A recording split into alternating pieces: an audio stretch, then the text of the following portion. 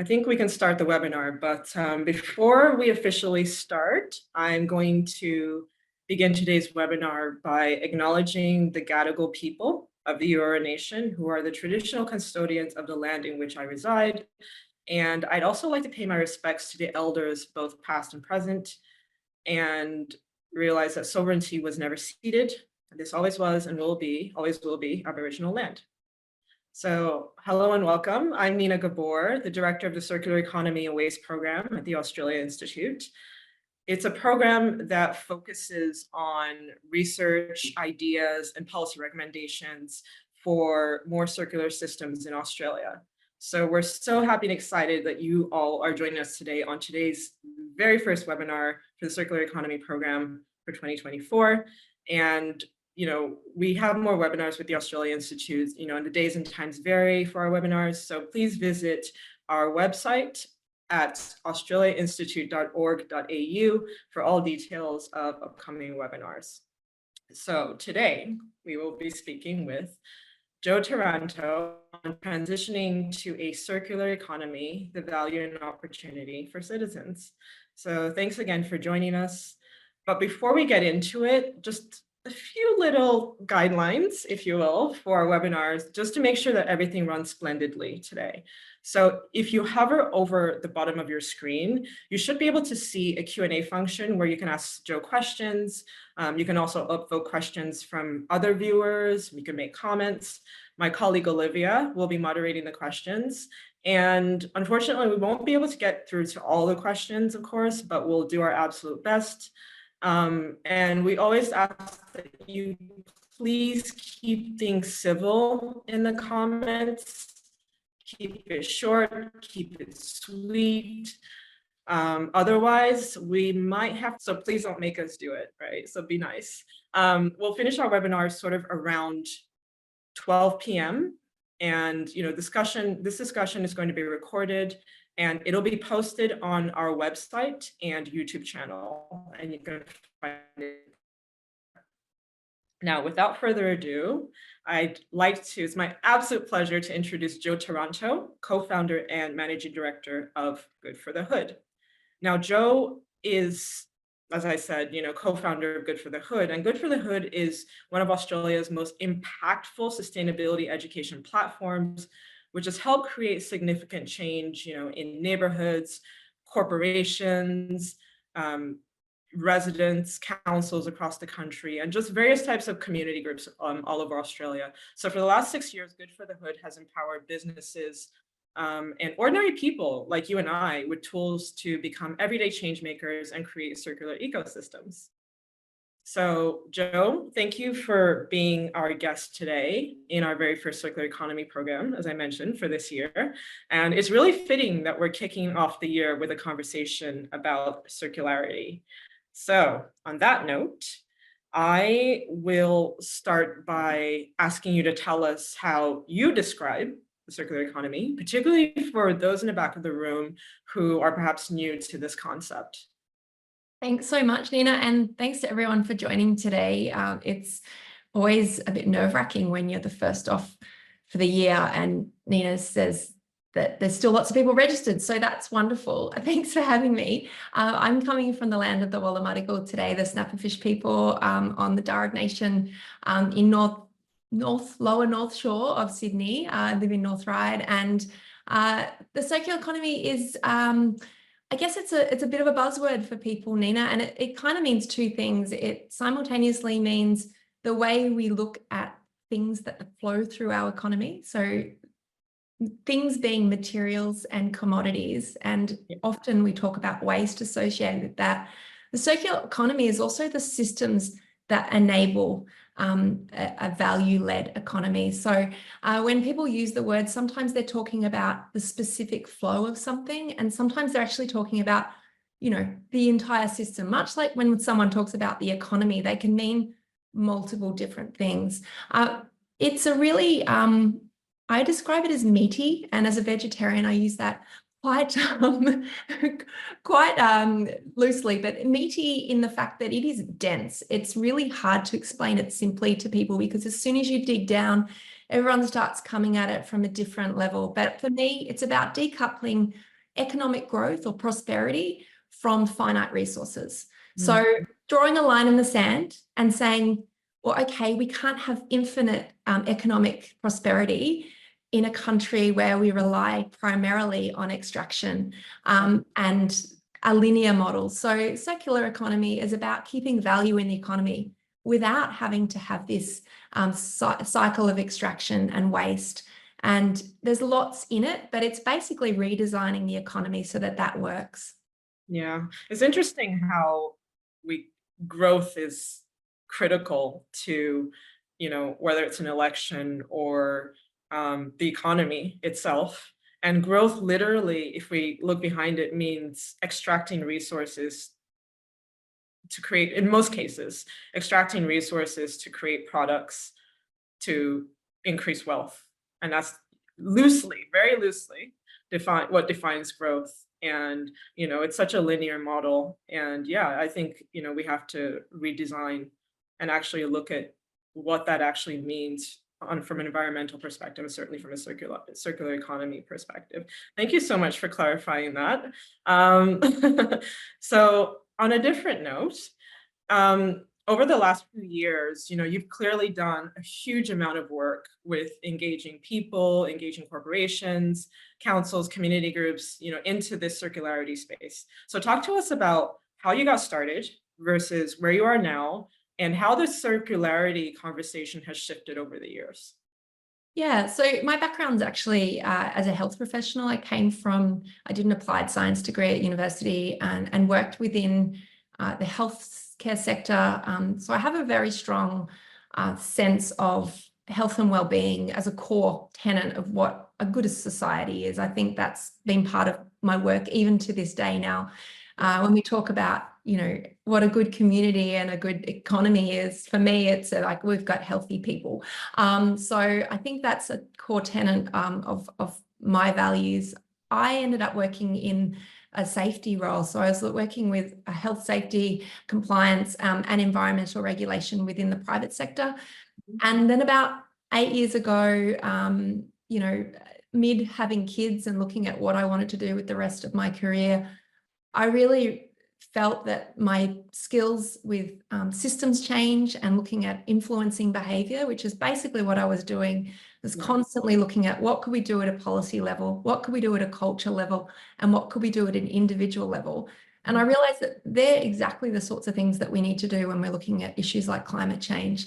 The reason I found myself in the circularity space is that for me, circularity is the answer to climate change. If we can solve circularity and if we can have a circular economy, we will have solved climate change. We will have worked out how to manage the embodied emissions. We will be relying on renewable energies, and we will have great, robust, economic growth without this, hey, we need to take that, burn that, get rid of that. So I found myself working with a decision like we all face when we're wanting to transition. Do I go back to uni? Do I go and get a job? Or do I just start where I am? And I had this moment where I went, I'm just going to have a little play in this space and see what lands. And so I started doing a whole bunch of work in my community at the citizens level, like a lot of people probably on this call, getting involved in local repair cafes, looking at community gardens, doing cleanups, going to clothes swaps, doing all those really citizens level functions, because one, it felt safe with a young family and it really let me explore that space. But I started realizing that the reason I love those things and I'm really passionate about is not just because they're really nice things, but fundamentally, that's what a circular economy needs to have in it to work at a local level.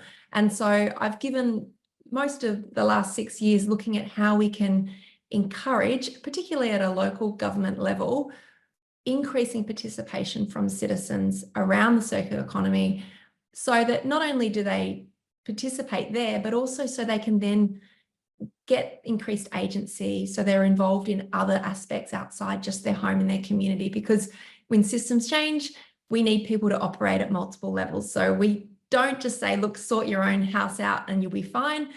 We get people really activated and say, right, okay, well, what could you do now? And how else could you influence the ecosystem? And I think that's the place we like to play, local with a global view. Yeah, such a fantastic answer. And I think you've kind of covered my next question, which was, I've heard you say that there's no effective climate action without a circular economy. And you've sort of already answered that, unless you have something else you'd like to add to that. Yeah, I think sometimes people put circular economy and climate solutions quite separate. And within organizations, you might have a climate change team, That's it.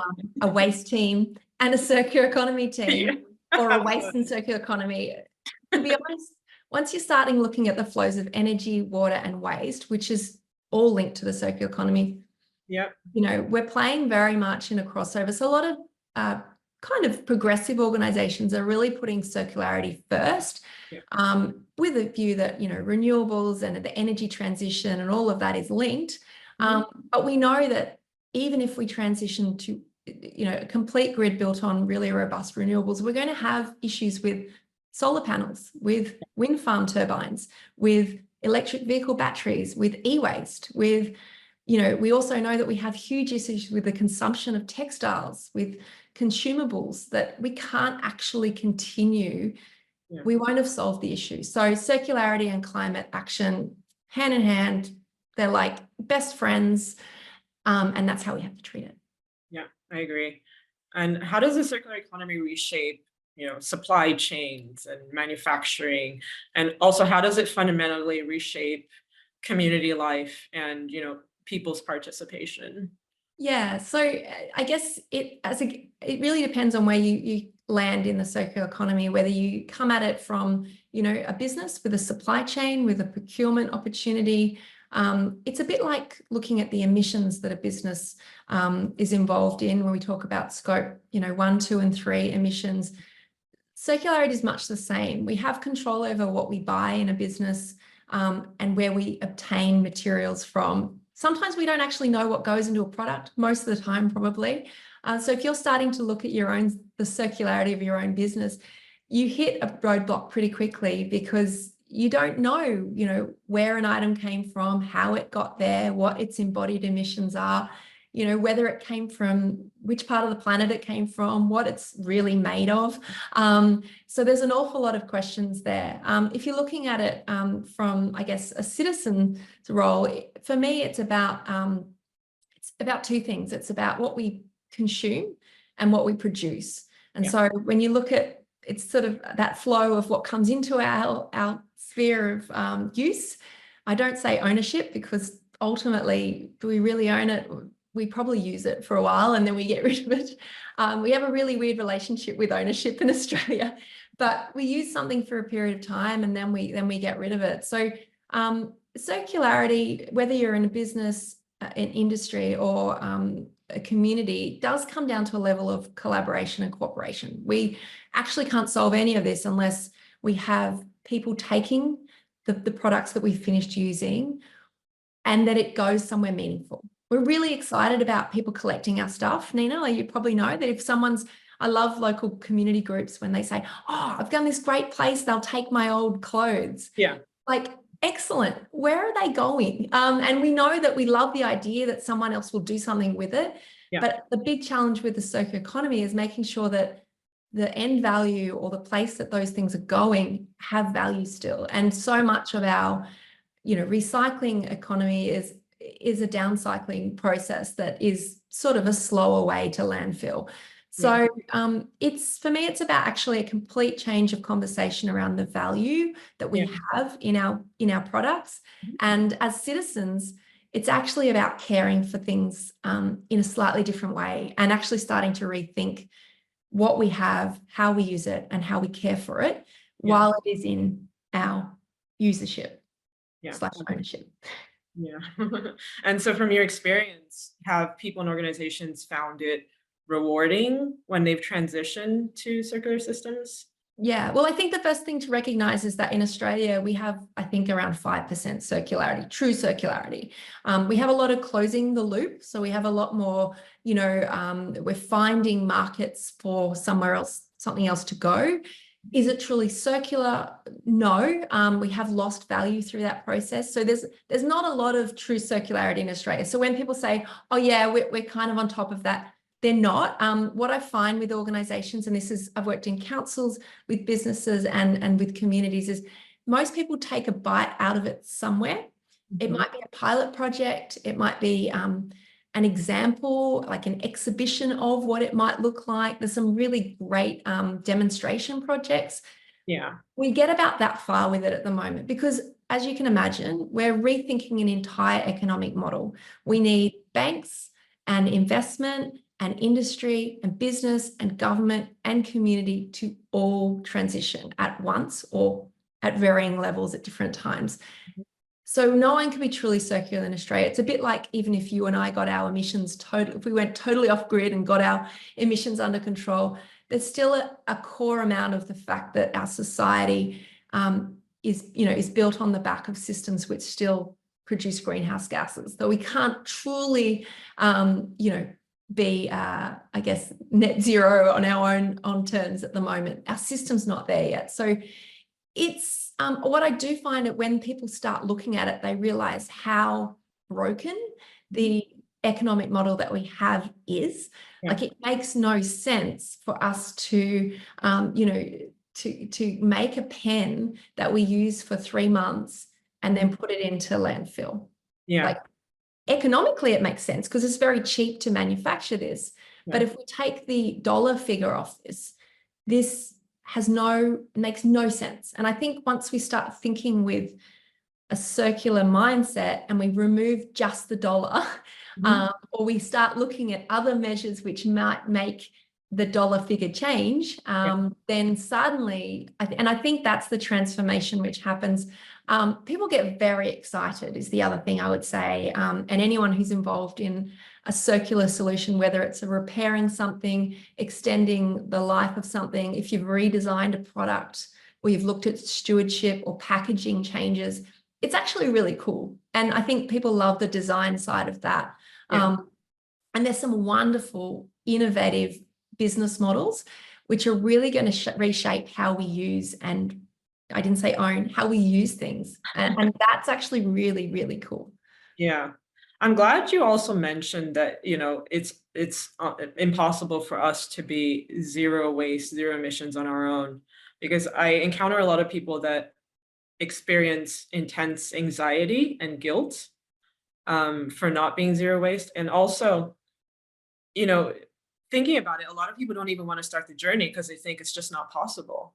And with the feeling that they need to do it all on their own. So I think that realization is really important, that is something that we can't do on our own. And actually, if you're doing it on your own, you're doing it wrong, because we need systems change. So we actually need we need people to say, right, that's broken. I can't fix that bit on my own. But don't stop there. Go and start looking for solutions. And that's what you actually need within businesses. And we're starting to see a lot more of that.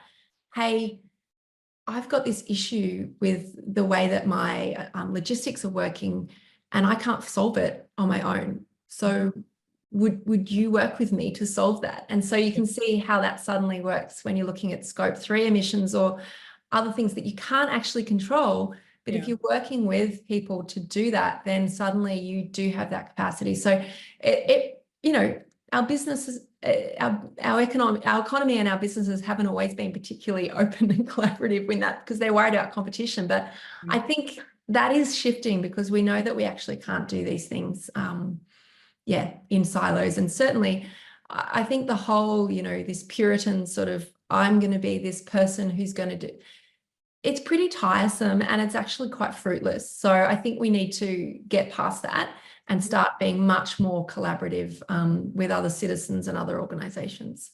Absolutely. So you co-host Channel 10 Network's Planet Shapers TV series.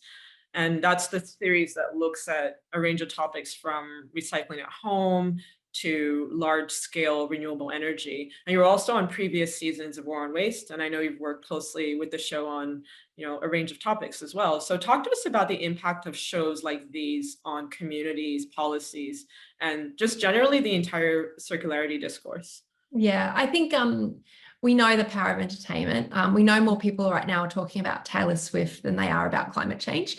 We know more people are interested in the Super Bowl than they are talking about, maybe ocean plastics. So I guess there's long been an understanding that we need to reach people where they are. That doesn't mean that you're going to be able to unpack all the issues.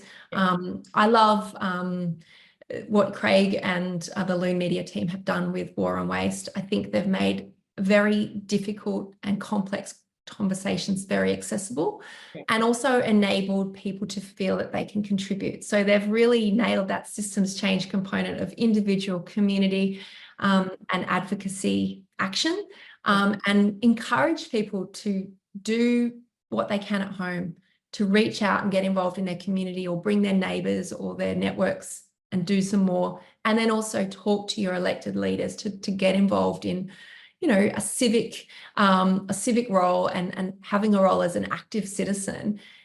And that's amazing. And it was a very, very successful, has been consistently a very successful series. The work we're doing with Channel 10 at the moment is, again, just another way of reaching another audience.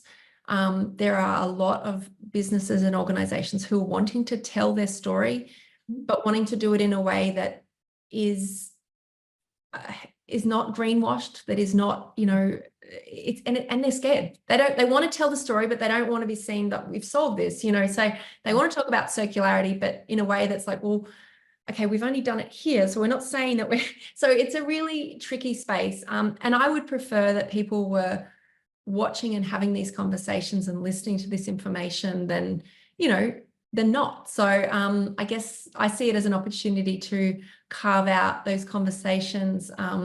You know, I think shows like Dirt Girl World and even Gardening Australia reach people in audiences and can have those conversations. So we just need a lot of this, a lot more of it embedded in the public consciousness in a way that's understandable and relatable. Yeah, absolutely. I completely agree. I mean, shout out to Dirt Girl World and Gardening Australia. I mean, they reach younger audiences as well, which is critical. You know, I know that from lived experience, you know, getting into the conversations from elementary school, primary school has shaped a lot of the way I view the world and, you know, the work that I do. So, yeah. Okay. Yeah, we just need Bluey to do a show on circularity and we Yeah, have it sorted. Exactly. That's what we need. So what are a few ways that individuals, corporations, organizations, and of course, communities can do some good in their hoods and imbibe circular ecosystems? Yeah, so I'll start with the individual level. And, you know, it comes back to all the things that we do at home. People get really excited about the most impactful thing that they can do at home is still recycle. And I encourage people to still do that.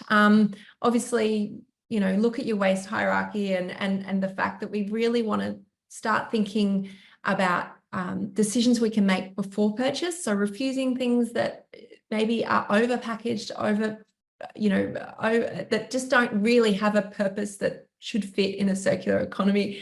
Yeah. Basically, that means designing out things that shouldn't exist. So my kids always say, oh, why can't I get, you know, those water bomb gun that shoots all those water balloons together? Yeah. And I'm like, well, because that product should not exist. I'm sorry. Like fundamentally, there are some things we shouldn't be purchasing. So you can obviously use those consumer decisions, not purchasing products that shouldn't be available, looking at a product, thinking about it when you pick it up. So where did this come from? Where did the glass and the plastic and the material inside come from? And where will it go at its end of life?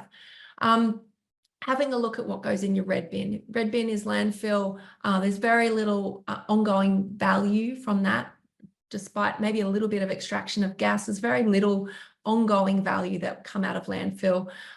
So we really want to keep things out of there. But again, there's no point recycling something if it doesn't have an end life. So just kind of starting to understand that. Reusing and repairing. One of the most wonderful impacts you can have as an individual is to reuse the clothes you have, buy secondhand, go to a thrift shop. As you know, Nina, like there's something very powerful about keeping something going in our system longer. And it is eventually going to end up in landfill, sure. But if you can keep it circulating with highest value, that is the very definition of a circular economy as a citizen's behaviour. Yeah. Communities and citizens need to be much more collaborative. So if you've got a really successful organisation, if you run a repair cafe or a community garden, or you've been doing something really cool at your local library or within your charity or not-for-profit or community group, share it. Like, please be vocal. Don't hide your success. You know, if you know where you can get great insurance, or you can overcome some risk issues that you've had, or you've got this great document, open source that stuff, get out there, share it with the world. Because there is someone else almost daily reaching out to us saying, hey, we don't know how to overcome this barrier. What is it that we can do? So, and people who've been doing it well are the best place to kind of help. There's an awful lot of risk in starting circular businesses, Nina. I see a lot of failure.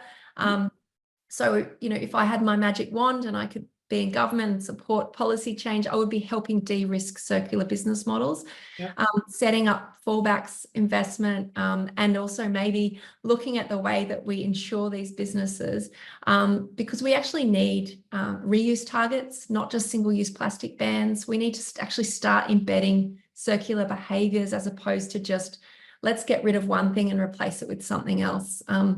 The perfect example is your takeaway food container. If we've suddenly phased out one and it's just been replaced with a paper container, we haven't really improved the circularity. Yes, it's a slightly less worse material.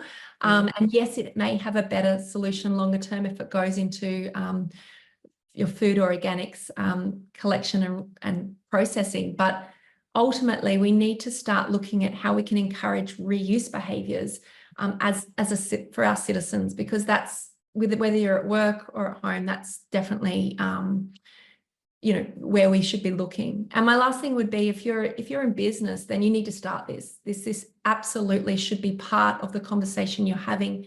It surprises me how many heavy industries, large emitters and large businesses with the capacity to do a lot of good in the circular space just haven't got there yet. They haven't started this conversation. They're sort of wondering how to attack it. And the only answer is to start. You know, start mapping, you know, where your materials are flowing, start getting some metrics and data so that you can actually start pushing and leveraging what needs to happen. And circularity should appear in every strategy document from every level of government and all your organizational policies as well. It's flows through everything. So to start. Okay. Well, you did touch on the federal government a little earlier, which kind of leads on to my final question, which is, how can the federal government support citizens with these actions? Yeah, I think, again, federal government being the furthest removed from the citizen, they've got so much power to be really heavy-handed with policy and in a good way. So I think one of the best things that we can do is look at the mandatory nature of some of the product stewardship that is going on. For example, we have tyre stewardship in Australia. It's not mandatory. So 90% of tyres are not recovered, which, you know, becomes millions of tyres each year. So, you know, why don't we have a mandatory stewardship for tyres? Rubber is incredibly useful material. Incredibly resource intensive. Again, our packaging targets, you know, there's a lot of work happening in that space at the moment, but there should be a mandatory requirement for packaging. I think, you know, there's a whole bunch of other tax benefits and breaks and supports that can enable circularity. But I think if we're hoping that businesses will just do this because it's the right thing to do, sometimes they do, but what happens is we get early adopters, and then we've got others who will just sort of benefit from what's happening in the ecosystem, but really not contribute back into it. So I think product stewardship, which can mean better design, better longevity, right to repair, is huge. It should be a legal right in Australia for us, if we've bought an item, to have it repaired and repair it safely and effectively. So there's a lot of push in Australia to try and get that as well. You know, so I think, again, that would really enable a very different set of behaviours in the community. Yeah. Well, thank you so much, Joe. You've been phenomenal with answering these questions in a very clear and concise way. And I have a feeling that the entire audience would agree with me on that. So I think it's time we move to audience Q&A. So I'll start with this question by Dita Malo, who is asking, what are your thoughts on the idea of sobriety in terms of consumption? So because not only do we have to get circular, but we need to also consume less.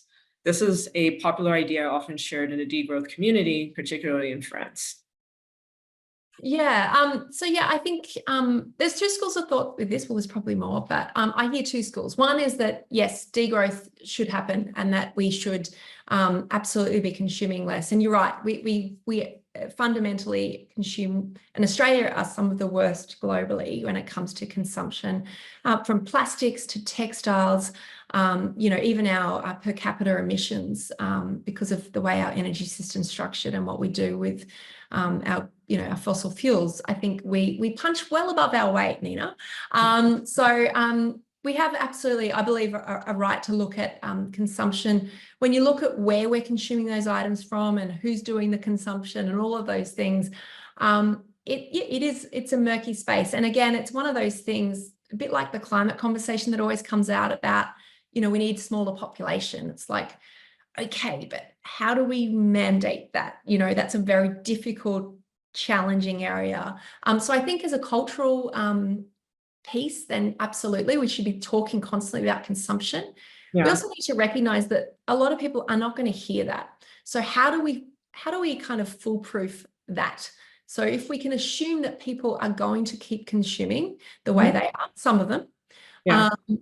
We either try and manage that from a policy side of things, or we actually need to embed a circularity so that even if this consumption continues at that rate, which I'm not saying that it is sustainable. I don't believe that our textile or e-waste consumption could ever continue at this rate with our current systems. But circularity is built on the fact that if we do manage our systems correctly, then one is not linked to the other, so that, the resources that we're using, in theory, are not finite, so that there is a flow of materials which is continuing because of the way we use, collect, and reprocess. So, I fundamentally agree that we do need to degrow, but I think also we need a better system that this sort of decouples those two things. Yeah. And if you do that correctly, then, it's less of a concern in terms of the trajectory of our emissions and also our extraction. Yeah, I totally agree with you that we need a system that decouples those two things, which leads me on to, I don't want to call it the source, but, it's you look at the Sustainable Development Goals, for instance, right? You look at, is it goal 8 that talks about economic growth? And then is it 11 that talks about climate action? And then 12 that talks about responsible production and consumption. It's such an irony. Economic growth in our world, as I mentioned earlier, is literally means pillaging the earth to create, products to grow our economies, right? Jobs, whatever. At the same time, that's literally what is fueling the climate crisis. So do you think we can start on that level? Do you think there's a possibility that not only on a national level, because in Australia, we don't exist in a silo, right? So do you think it's possible in some way to start on that level with these global goals and then trickle onto a national and further down community level? I'm just muted. I think again, for me, systems change doesn't happen global to local, local to global. It actually has to happen simultaneously. And if we wait for big picture thinking to solve local issues, for most people who don't even know what the global goals are, it has no relevance to their daily life. They don't actually care. So, we've got to, I guess, foolproof the systems and do what's right from a policy level within all governments. And look, local governments have the absolute benefit and limitation of being at the absolute forefront of day-to-day interactions through waste collection, through programs, through education, through engagement. So I think local is incredibly powerful to engage people. Yeah. They are also limited by their state governments for funding. So you've got this situation where they can do lots, but also do a little. And so they also can't necessarily shift the conversation around where things go in terms of waste without support from the states and feds as well. So all of the above, as you know, it's everything, everywhere, all at once. We've got to think big, got to think local, and as a citizen, you've got to think that way too. Like, what can I do here, and what can I do up here? And that has to be how. That's actually how the circular economy has to transition. Like you hit roadblocks the whole way, and we need big policy, ambition, you know, finance and investment and infrastructure and precincts, because we need localized, centralized places where people can go on a local level. We need these little hubs where you can drop in and I can get the little plastic component that I need for my bucket that's broken, to get 3D printed out of that recycled plastic that's there, and you know, and pick that up. And that needs to be cheaper than me going and buying a new bucket. Like, this is the sorts of things we need to see.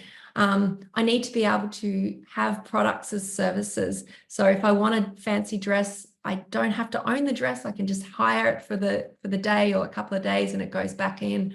Like, we need to go to the local tool library and pick up those things. But again, there's a financial disincentive at the moment because it's so cheap to go online, to go on Amazon, to go to Temu or Shein or whatever those, and buy something completely brand new made from all virgin items and just continue to consume.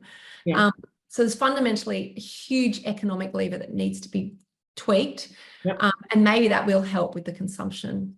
So someone has asked the questions about what you think about a plastics tax or a tax on plastics. So we recently published a plastics report, and it focused on putting a tax on plastics for, you know, manufacturers, importers.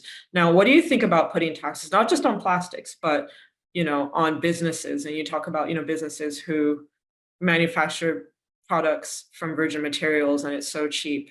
You know, there's planned obsolescence in there. Combining two questions, but what do you think about plastic tax, and then, you know, right to repair, and, you know, rules on or legislation on planned obsolescence? What do you think about that for policy? I think, in other words, how effective do you think that would be? Look, it'd probably be very effective.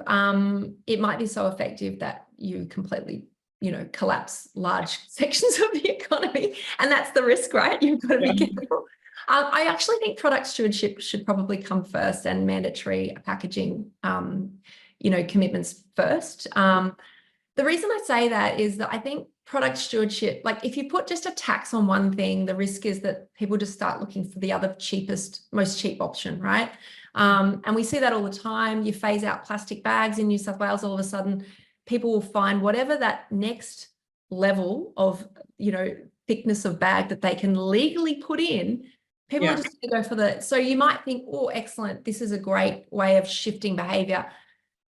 Maybe it is, but I think sometimes it's a little bit more nuanced. And I think if you start talking about stewardship and you start talking about good design, you know, for the industries that require it, you know, you can start seeing things like phones that don't break when you drop them, or phones that can be repaired when you, when they do, you know, inevitably something happens that is open sourced, and they do exist, but, you know, there are limitations. And you're right, businesses want you to consume. So I just think you'd have to be careful about the way, the impact of the unintended and intended consequences of that. I definitely think we have a huge issue where it is so much cheaper to buy virgin plastics than it is to buy recycled content. The other issue is we actually don't have enough recycled content in the supply chain at the moment. So we've got organizations who cannot get enough of this stuff to do what they would need. So have you got enough supply and demand as well, before you're obviously creating an economic lever that will stop virgin use? Okay.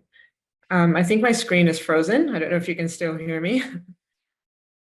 I can see you. Okay. Oh, no, you have frozen a little bit. Okay. I'll just keep talking if you can still hear me. So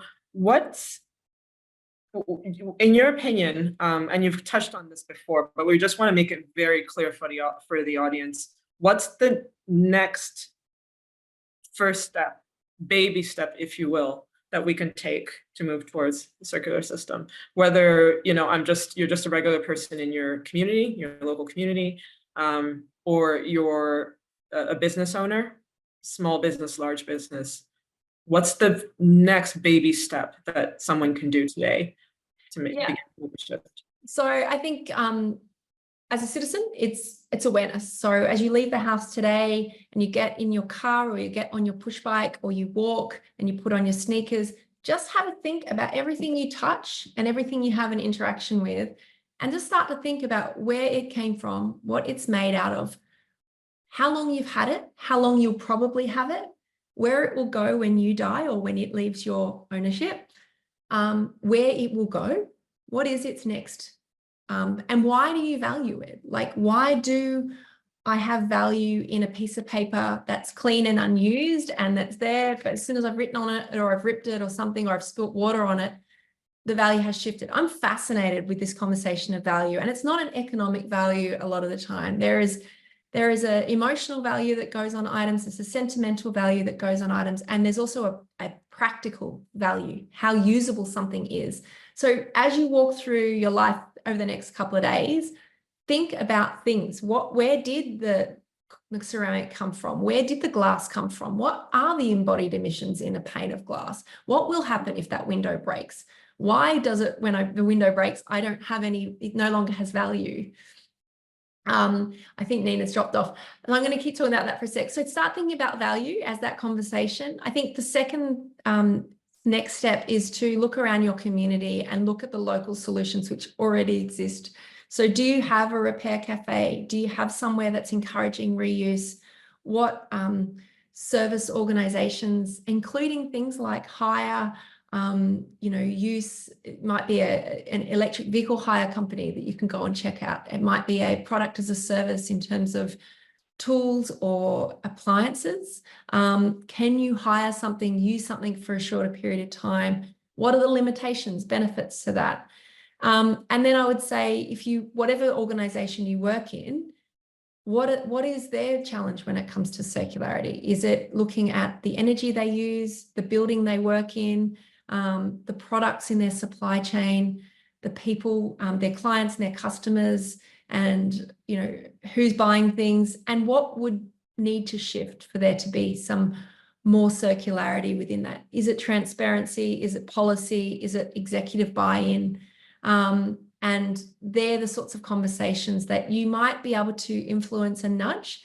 And obviously talking to your local councillors on your council, state and federal MPs about circularity. I can tell you right now, there's a lot of people who have no idea what it means. And so I would say get across what circular economy really means, why it's linked to climate action, and why it's so much more than just recycling and a waste avoidance system. Okay, so you said earlier that only 5%, there's only 5% true circularity in Australia. So can you give some examples of what they are, and perhaps maybe some other ways that we can improve? Yeah, so it's to do with the waste, particular waste streams which have, and there are, I don't have it in front of me, Nina, you put me on the spot, but there are, no, that's okay. There are some things which are much more readily, have a much better end market. I mean, for an example, aluminium is kind of one of the true circular items. It's infinitely recyclable or able to be, but do we collect all of it in Australia? No. I guess one of the steps that we've taken in Australia that has really helped our circular economy is the container deposit scheme. And maybe not for the reason, not just because we're collecting more containers, but because we've actually put them into single stream collection, and we've enabled a much more effective return and processing system. So we've got, a stream for glass, a stream for plastics, a stream for aluminium. If you're not in Tasmania yet, it'll come, I'm sure it'll happen soon. But every other state's got there.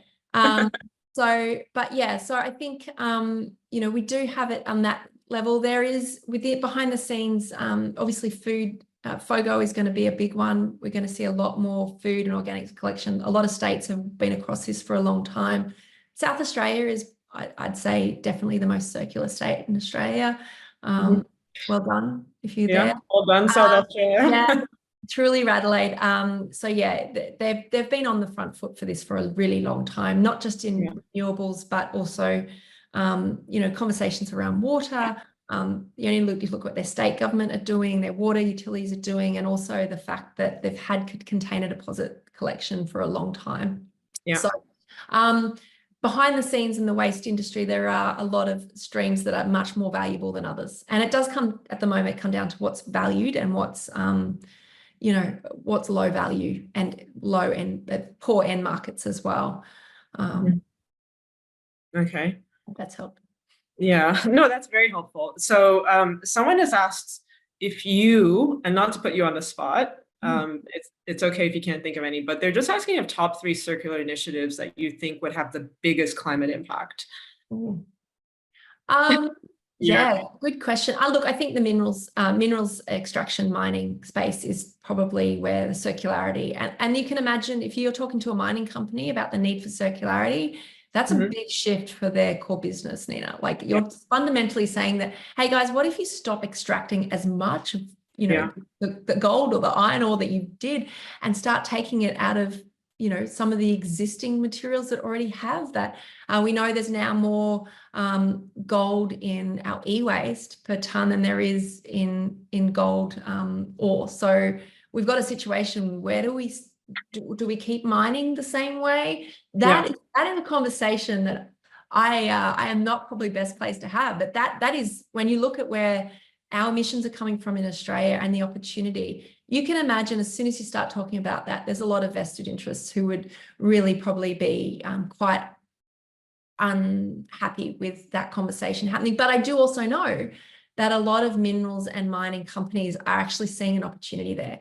So I think one of the models that I'm really excited about, and I hope that is adopted more broadly, is this sense that the components that you provide, you know, say you provide a commodity, maybe it's a copper, and you make you sell that on and you make a component that goes in an appliance, that you actually own that component for the core life of that item, and you take it back at the end of that item's life. So instead of outsourcing the end of life of a product, that you start looking as, you know, components which are service led, so that it's for a time limited period, and that you actually own that item. So I think when you start looking at it like that and saying, well, actually you could own that copper, you know, indefinitely, you're just outsourcing it for a period of time in which you'll take it back. That's true stewardship. That's, you know, that's kind of, for me, that real opportunity is like you could own a lot more value and keep it going a lot longer. And so, yeah, I think mining extraction is obviously a lot easier. I think the other space is probably textiles and fashion, and you know, even soft furnishings. I guess it's much bigger than fashion, but you know, carpet, curtains, textiles in our homes, also what we wear. Textiles. Fashion is just one part of it, but as we know, fashion grabs the headlines. So and I think when you look at you know, the power of blockchain within that space, you've got suddenly traceability across an entire supply chain. You can start looking at where cotton was grown, how much water was used, what emissions went in there, where it went next, how it's been, you know, and you've got full transparency potentially. And that's where there'll be some really cool initiatives coming up that, you know, people see that there's benefit in saying this is a, you know, zero emissions cotton or whatever. So I think that's because at the moment we can't tell. Yeah, of course. You know, I just want to acknowledge everyone that's sharing such incredible resources in the comments. It's really impressive. I saw something about Gbor, which is an organization I work with. They're incredible when it comes to repairing and educating people about circularity. Someone shared Kate Rayworth's Donut Economics TED Talk, and Yeah, and the ACE Some Hub's people- awesome. If you're in industry, go and check out Planet Art's ACE Hub. And yeah, there's so many amazing, not only there's, examples, yeah, but also jobs. If this is something, there's always 1,000 absolutely. jobs on there. Absolutely. So there's a lot of resources, if you're looking to transition and, you're looking for places to start where you are, you can take baby steps. You don't have to change your entire lifestyle overnight.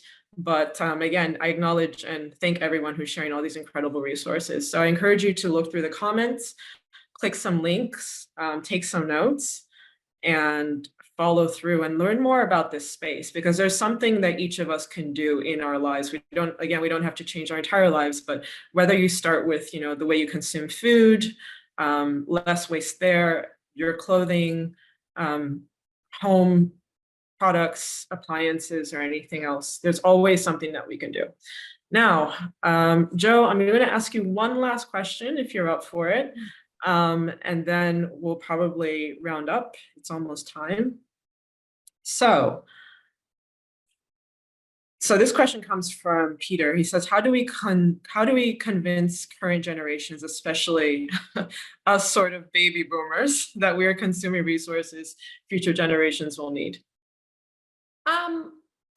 I think we've got to look at the solutions and when I can talk about the problem all day, every day, what activates people is the opportunities. Once you start talking about the fact that, I love looking at Fab City in Barcelona, for example, just this kind of quite out there processes of having a unique circular suburb or space where there's an opportunity for jobs, growth, inclusive jobs. Social enterprises do the heavy lifting in the circular economy in Australia.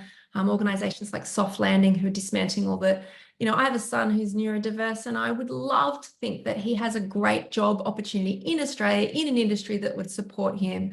And I think that's what I want to see and Kate Rayworth's work in the donut economy, exactly that. We can have, Australia punches so far above our weight in terms of our environmental impact, but we have great social services and healthcare. We need to do that, we need to pull back on our environmental impact while still making sure we meet the needs of our citizens. So absolutely. I would say that, it's about a conversation about value, and I think I love the show on SBS, the gentle art of Swedish death cleaning. Anyone who's at that point in their life for a baby boomer knows that there comes a point at which they need to look at all the stuff they've accumulated in their life and what that legacy is. And most of them recognize that there's a burden there that is going to throw onto our, now quite middle-class children who don't want your stuff. And I know a lot of people are sort of in denial about that, but I think we need to start looking where we can about what is the legacy of us. Is it, is it a one that of something we've held on to and consumed, or is it actually, a much more interesting space and a much more interesting place, with great industries and jobs for our. So I think it's about looking at value and finding really cool solutions to get people excited. And at this point in our circular journey, I think that's still where we're at. But I expect this to happen very swiftly in Australia. It's the wheels are rolling now. So you can only be an early adopter for so much longer. So get on it now if this is something you're passionate about, because all of a sudden it'll be part of everything and it'll just be who we are and what we do. Absolutely. Absolutely. I think we're at a phase where you can't escape, whether you're a business or individual, you can't escape the conversations or taking actions around your waste and the impact that you're having. So I think it's time that we wrap it up here. Joe, you have been phenomenal. You have been an absolutely amazing and highly informative guest. Thank you so much for joining us today. What a fantastic discussion. So again, this webinar has been recorded, so you can find it on our website under events and webinars, or on our YouTube channel at Australia Institute. And we'd like to thank Joe again for just being a really great guest. And our next event is on February 28th. It is Politics in the Pub, And the title is Stage 3 in Fair Tax Reform, Everything You Need to Know. It's exciting. So for those of you in Canberra, this is an in-person event. However, if you're not in Canberra or you're in Canberra and you don't feel like going out that evening, you can visit our website for details and also watch it live on our YouTube channel. So hope you're able to join that discussion. Again, thank you so much for joining us in today's webinar, Transitioning to a Circular Economy. Hope you got a lot of value from it. And most importantly, hope you'll take action from some of the things that Joe has discussed today. Thank you so much for joining us and have a wonderful rest of the week. Bye. Thanks, everyone. Thanks for watching. If you enjoy our videos, make sure to subscribe and hit the bell button to get notified when we publish a new one. See you next time.